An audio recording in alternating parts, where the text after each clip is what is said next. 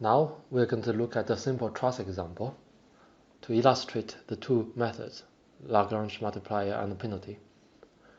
So taken for a planar truss with 2 degree of freedoms only, so we are only considering the displacements along the horizontal direction. So we have two nodes, each node has a single degree of freedom and has a length of L and cross-sectional area of A, the Young's modulus being E. And this element can be characterized by this equation. So the left node would be subject to minus F, and the right node would be subject to F and the equilibrium. And you can verify that for instance, we can verify the validity of the second equation. Basically, the U2 minus U1 multiplied with the Young's modulus times area divided by L would give us F. So this is the stiffness matrix for the truss element that we are interested in for this example. Now, we consider here two truss elements coming into contact. So the left one is moving towards the right one. The left one is the both nodes are on roller, and we have a prescribed displacement U1 equals to UP. On the right one, the right end, which is the fourth node, is fixed. So U4 equals to 0. Let us derive the assembled system equation for this mesh. So for both elements, we could write their stiffness matrix and system equation. And since there is no shared nodes, we can simply group them together. And then we have the system equation for the two element mesh. We have the 4 degree of freedom vectors and 4 nodal forces. On the left, the stiffness matrix is simply the combination of the two, assembly of the two. Now, when we have prescribed displacements, we can strike off rows of the stiffness matrix because these unknowns are not, so these are not unknowns anymore. And when the prescribed displacements are 0, we can strike off the corresponding columns because these columns on in the stiffness matrix are not useful anymore. So we can strike off this column. So if this column multiplied with 0 gives 0, so whatever is present here is meaningless. Now we arrive at much reduced system equation. Now note that UP is the prescribed degree of freedom, and U2 and U3 they are free degree of freedoms. And on U2 and U3 we did not prescribe any nodal force, so the corresponding nodal force they are all 0. It is convenient sometimes to move the prescribed degree of freedom to the right to represent as a force loading, and we are going to move this UP multiplied with this column to the right side of this equation, and we would arrive at this equation. On the left we have a stiffness matrix multiplied with the free degree of freedom equals the stiffness multiplied with the prescribed displacement vector. This is again should be a complete bracket. And then we can try to solve this system. Note that this is identity matrix. These constant terms cancel out each other. So we arrive at this solution, which means that U2 equals to UP and U3 equals to 0. So when U2 equals to UP, which is the U1, then this whole truss is moving basically in a rigid manner. And U3 equals to 0 means that nothing is deforming. And this makes perfect sense, because before contact, this is what's going to happen. Now, once contact happens, we need to solve the equation with the constraint. And there are two ways. One is by penalty, and the other is by the Lagrange multiplier. So we are first going to demonstrate the penalty method. So we have the system equation here, reduced one. And when contact happens, we have the fact that U2 equals to U3. This is the strict enforcement of this constraint. But in penalty, we do not enforce this constraint strictly. We allow certain kind of interpenetration or overclosure, and we impose reaction forces. So basically, on the right, we have a reaction force to the left and applied on node 2, and we have the reaction force to the right applied on node 3. These reaction forces, they are a function of the of the gap function, and here our gap function is simply u2 minus u3, and f is a function of this gap, and in a simple linear case we can express f as penalty stiffness multiplied with this gap, and this penalty stiffness we can write it as some proportional factor multiplied with the element stiffness EA over L.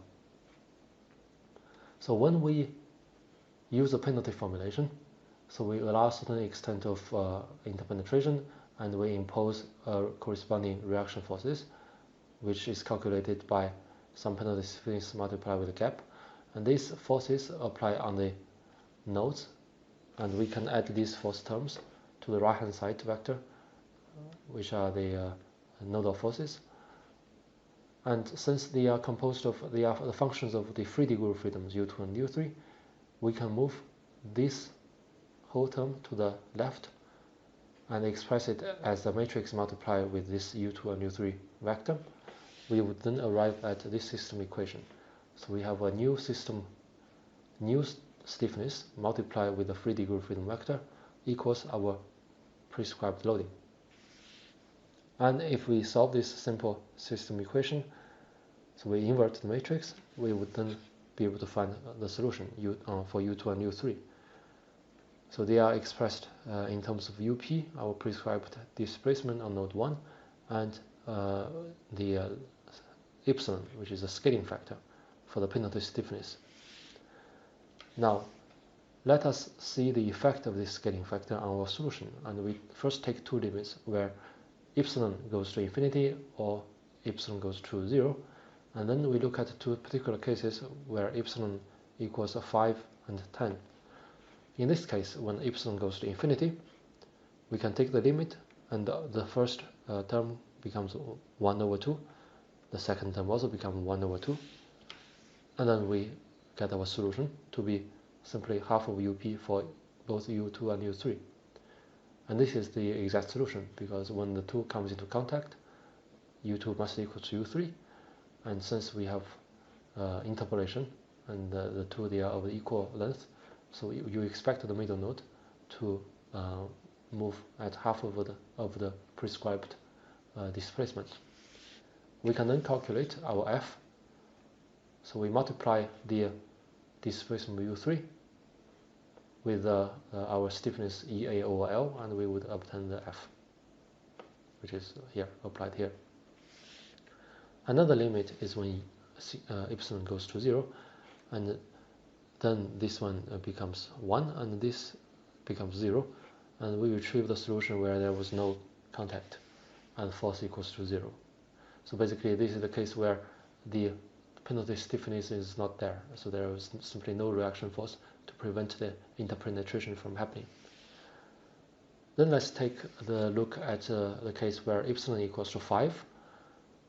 We then have this solution for u2 and u3.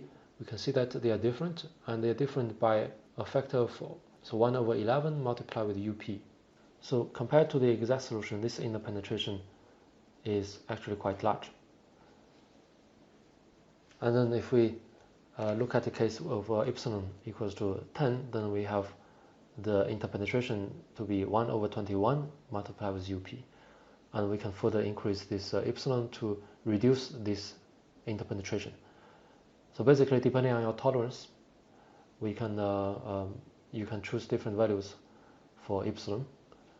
And however, if you choose a value of epsilon being too large, you run into a different problem, which is numerical yield conditioning, and we are going to talk about it later.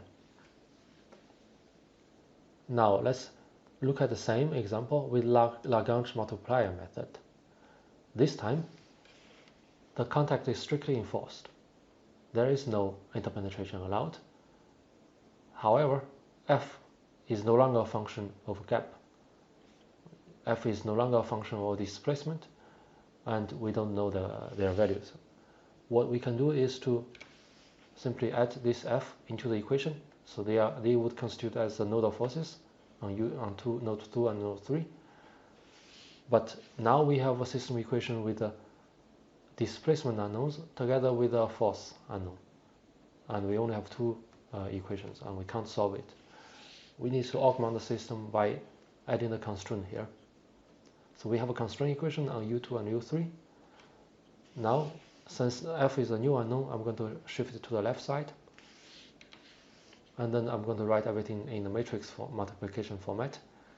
So f would then, so minus f would then equal to this column matrix multiplied with the scalar f, our new unknown. And then this second constraint equation is a row matrix multiplied with the column vector. And we can combine the two equations into a single matrix equation, with now the unknown vector being u2, u3, and f, and then the combined stiffness matrix. And then on the right hand side we have the euro, our loading, and then the two corresponding zero terms, that is from the grouping this term and this term together. We can then invert this matrix on the left and solve for u2, u3, and f simultaneously, and we get this set of solutions. You can see that these are the exact solutions that we expect for this problem, and hence it corresponds to the fact that Lagrange multiplier method strictly enforces the contact constraint, obtains the exact solution, but you can see here that we are solving a larger system with more unknowns. So in terms of theories, there are additional methods for modeling contact problems, but they are usually a combination of penalty and Lagrange multiplier methods, or some variations of them. And you can have a look at this book for additional reference. This is written by Peter Rigas, who is the authority on computational contact mechanics. It is a very challenging book, but it is very well written. So contact is an extremely complex problem. Here in this lecture, in terms of theory, I only presented the surface of it.